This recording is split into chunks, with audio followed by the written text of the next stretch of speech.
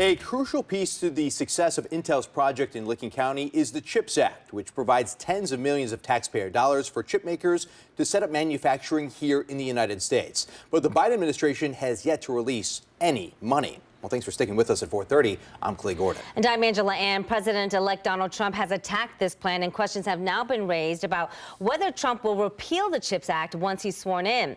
Let's get to 10 TV reporter Kevin Landers joining us in studio now with this reaction. Kevin, you've been following this story actually for a couple months here. You heard from some top leaders in Ohio's newly elected Senator Bernie Moreno. What did they have to say? Well, I'll tell you, this issue is not going away, and it's interesting to see what will happen. You know, questions about the survivability of the CHIPS Act started when House Speaker Mike Johnson, a Republican, said that his party probably will try to repeal the law. Johnson later walked that statement back. Now, President-elect Donald Trump has also attacked the plan, but reports are that he wouldn't repeal it. Instead, he would likely make some kind of modification.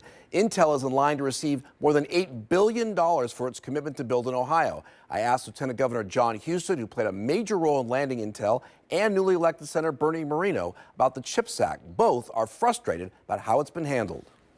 They haven't released it to anybody, not a penny in nearly 2.5 years. Very frustrated by that because that was the deal.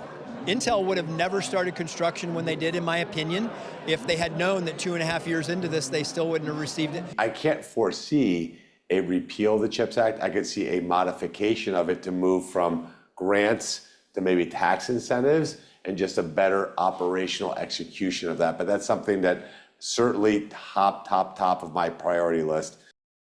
The CHIPS Act was a bipartisan bill approved by more Republicans than Democrats. The Biden administration committed $53 billion to this incentive for chip makers in the United States. So we'll see what happens. And Kevin, when this was originally pitched, it sounded like it was a done deal. So why has the government not released any money right now? That's a great question because no one really knows at this point. According to the U.S. Department of Commerce, the CHIPS Act funding is a reimbursement program, not a handout. So Intel must provide documents to prove why it needs the money. It's not clear where the government is in that process right now. So we'll be following this as the months go on. We're hearing perhaps that this could come sometime later this month. But at this point, the money has not been dispersed to anyone.